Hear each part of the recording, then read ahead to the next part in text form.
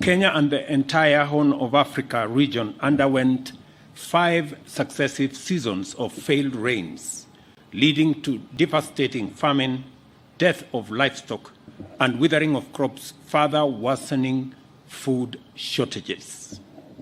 The resultant economic hardship followed years of declining agricultural production in our country. This meant that the earnings of people employed in agriculture, who make up to 70% of the country's workforce, were diminishing as the cost of living rose steeply. Scarcity of essential food items drove the cost of food as a share of household expenditure all the way to 54% on average. For these reasons, the bottom-up economic transformation agenda recognized that Kenya's poor economic performance was primarily due to underperformance of agriculture. Agriculture's contribution to employment, to incomes, foreign exchange, cost of living, and industrialization has 2 related implications.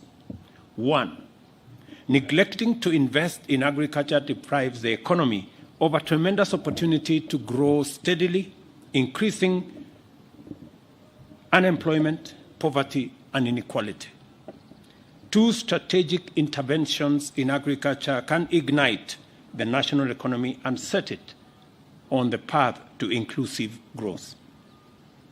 On my first day in office, I outlined to the nation the hard times and difficult choices we faced, as well as the respective costs and benefits of policies at the time and the strategies proposed in our agenda.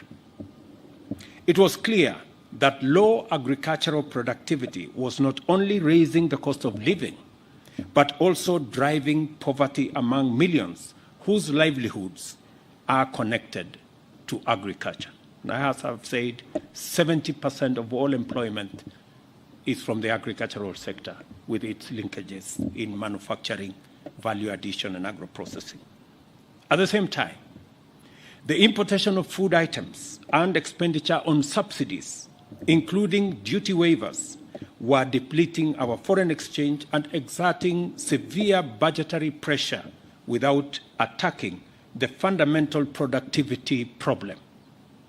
We were living dangerously and beyond our means.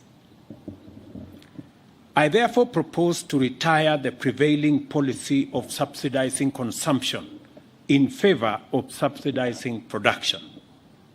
Instead, we started investing in agriculture, the country's biggest employer, largest contributor to our GDP, and the mainstay of all our rural communities and economies.